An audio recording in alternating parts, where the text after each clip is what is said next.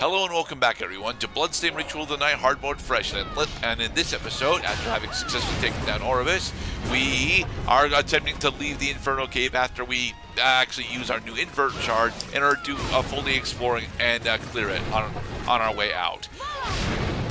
I really wish I liked Inferno Cave, but behold, invert! Oh, yes, shit. it actually turns our perspective all the way upside down, instead of just having Miriam go upside down. Haha. I kind of like that more than just standing on the ceiling, because then you have to do the stupid Sonic and Knuckles. I'm on the ceiling in Death Egg Zone. I jump up to go down, and I go left to go right. It gets a little confusing. Yeah. To be perfectly honest, I'm not the biggest fan of how invert works in this game, but I will say that their solution for it is definitely a workable solution. I don't really have all that much problems figuring out where Miriam is standing whilst I'm using invert in this game, thankfully. And invert, the bigger issue actually becomes when you start using invert in ways that it is not really, designed with it in mind, specifically for boss fights. There are a couple of boss fights that we have left that just don't really work with invert as intended. This is a Crash Bandicoot 4 power. It is, but Crash Bandicoot 4 also makes it so that you have limited use of switching gravity. Whereas here, it's you switch gravity and then you switch it back when you want. And you can do this anywhere in the game? Yes. Huh. So the whole game is designed with invert in mind. That's ingenious, actually. You would think the whole game would be designed with invert in mind, but very specifically, two of the final three bosses are not. In fact, several of the optional bosses are not designed with invert in mind. It's kind of weird that invert specifically has got these limitations for it, because because most of the castle actually works with invert just fine, but boss fights specifically don't work as well as they're supposed to. I would not think invert would be useful when you have open sky over your head. Trying to think. Like in town? Actually, no. Invert is still useful in that area based on a technicality, because there's a specific area that we'll be getting into a tad later that's got mostly open area where invert is pretty much required in order to do most of the transportation around it. And so, by killing that Volcano Morte, we get the Flamethrower Shard. It is also a directional shard, so we'll never use it. But yeah, it is a slightly more powerful version of Inferno Breath by technicality. But because it's by technicality, I straight up don't actually use it. I don't think I've ever actually gotten Flamethrower to 9.9, and even if I have, I just prefer Inferno Breath so much more that I wouldn't actually really consider using it over Inferno Breath. Oh, I do love me some mid-air inversion. Yes.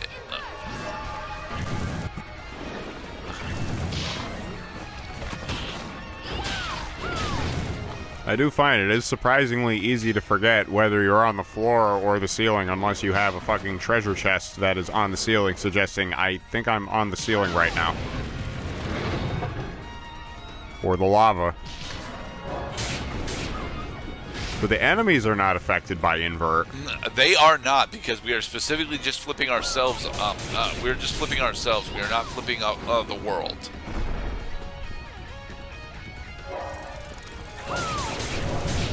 Also, we finally get to show off throwing axe. Haha. Sweet.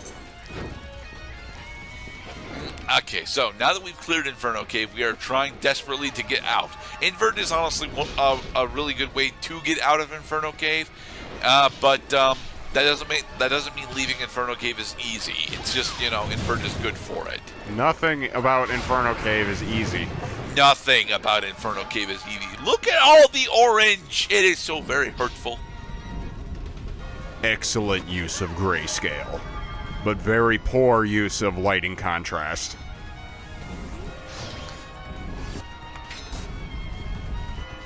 See, this shade of red is much easier on the eyes. It's when you get right up close to the lava, you need sunglasses just to play a video game.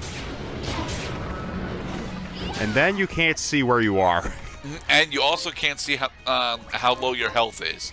Like, without the audio cue, without audio cues, I don't think I could actually get through Inferno Cave. How much health do I have? Am I gonna live or am I gonna die? You're gonna die a lot in Inferno You're Cave. You're gonna die, Hate clown! this area so much. I keep hoping that we'll get lucky enough to actually get Death Trap's drop, because Death Trap actually has one of the more important drops in the game for us, which is Augment Luck. If we could successfully score Augment Luck to 9/9, then we could, you know, go and do some actual enemy farming off screen in order to get specific stuff that we need. You know, I find it a big missed opportunity that they didn't hide anything in the Ouroboros boss arena, because you can't use Invert until you kill him. It seems like a wasted opportunity at an Easter egg. To be perfectly honest, they only actually hide stuff in boss arenas like exactly once, and it was just for Andrelphus. And even then, I think you get the Feather Crown for that usually, and like the Feather Crown is not honestly all that important. It's just a decent head. It's just a decent headpiece. At least for the time that you get it. Oh, you know what else I noticed too is that because Miriam has a scarf that obeys gravity, that it is indeed Miriam that's getting flipped upside down because her scarf is hanging in the opposite direction. Yeah, it's really cool. I like details like that. Behold the Lohengrin, which is the fire elemental greatsword that we have already made at least one of in order to get the Durendal. I must guard this way. Three elemental greatswords can actually be found throughout the castle. Steel Lightning, I'm pretty sure I showed off. Shrider can be bought. I think that there actually is a Shrider drop somewhere on the map, but I'm not sure. But yeah.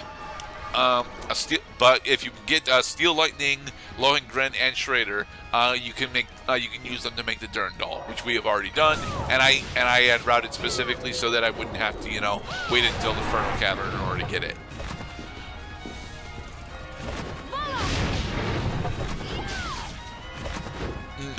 Trying to kill the Blood Mite. Over here, you. There. You stay on the edge of the screen forever. The Scythe Mite and Blood Mite enemies are one of the big reasons why I don't actually, why this isn't really a 100% playthrough. Because although the Blood Mites in this area specifically aren't that difficult to track down, the Scythe Mites in Tower of the Dragons behave very similarly and effectively require a specific accessory in order to do farming on them.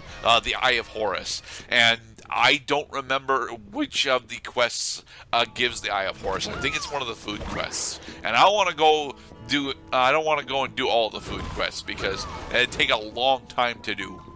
The supreme dish.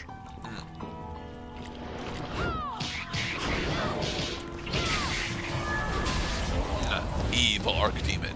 Anyway, now that we have successfully left the Inferno Cave, we need to go back to entrance. Yeah, gigantic map. But before we go back to entrance, there's a particular check in Tower of Twin Dragons that we need to do. This is actually one of the this is one of the big stopping points for players in the game. The first one that the players usually run into is the fact that you need to take down the Decima in Forbidden Underground Waterway in order to actually do progression from in that area because you need Aqua Jet. But the other big one that you need to do is this check that we're going for right now, where you need Invert and then you need to come back to Tower of Twin Dragons. Yes, Gold Medusa heads still have the ability to petrify us. I think we actually have resist petrification, but I don't think we have it maxed out for one. And I'm relatively certain. I don't know. Anyway, we need to go back to the Velic boss room. I did lie a brief moment ago when I said that they don't hide anything in the boss rooms, but what they're hiding here is actually progression. So you will end up discovering this whether you want to or not. All right, now Firstly, invert. up here. Yay. And I think this is the Valkyrie. Yes, this is the Valkyrie dress. The literal best luck armor in the entire game. It has got really good defenses and it has an absolutely absurd luck bonus on it. But that's not the only thing that they hid in this room. So what's new in the world of clouds? We walk down the Tower of Twin Dragons. Well, I've been continuing to sing karaoke, sometimes numerous events a week, so working up my chops, trying not to blow out people's eardrums while singing, because a lot of the songs that I've been trying really demand, like, that you sing, but now the challenge is not over-singing, to the point where you're basically screaming into the microphone and saying, how many minutes are left on this song? It's usually 2, by the way. Alright, so that what we just picked up is the Aegis Plate. You are in fact required to have the Aegis Plate in order to continue the game from here. And it is something that the game will not direct you towards. And it's really annoying that the game refuses to direct you towards it because you are required to have it. For the record, Symphony of the Night and Aria of Sorrow have a similar problem with this, but Aria of Sorrow's problem was specifically that you needed to take down Legion and explore the graveyard in order to get Galamoth, so that you could get the blue book to tell you that you needed to have Giant Bat on during Graham's fight in order to, access the true ending. Understanding what the process is for true ending, rather, is an issue that Aria of Sorrow has. So, by finding the Aegis Plate, we now have the ability to say fuck you to environmental obstacles. After, also, JoJo pose. Anyway, after we have successfully already completed the area that has the most environmental obstacles in the game. I really dislike that we don't get access to Aegis Plate before invert, because we really should have gotten Aegis Plate before invert. Aegis Plate. Yes. You are at liberty to choose the order in which some of these things happen, which is nice. No, we are not. Believe it or not, despite the fact that this game has a randomizer, the main campaign is depressingly linear. There is exactly one branching path that you can take during the main campaign, which allows the randomizer to function, and that is choosing whether or not you want to go take down Bathan or Bloodless. Have you learned anything new? Once you have made that choice, the rest of the game is completely linear. So it's more like Resident Evil than Dark Souls. Yeah. Gotcha. Another, and I did want to point out another advantage of the Valkyrie dress is not only does it give you superlative luck status, that it also makes it easier to see Miriam's bloomers. Okay. I mean, if you say so, her dress model doesn't actually change all that much with the Valkyrie dress. Oh, yes, it does. Very specifically, it is one of the few pieces of clothing that you cannot actually alter in the color wheel. It goes from to. So I failed a wolf whistle. Are you eating properly? Only kind of, Johannes. It differs from day in, day out, Johannes. Behold, we now have most of the types of ammo that we can make. It's very nice for us. What we're trying to actually find out here is if we actually have the recipe for the upgraded version of the Durendal, and we do not. Still, so we're gonna have to come back once we get the next recipe book. But that will be for quite a long time from now. Anyway, be safe, everybody.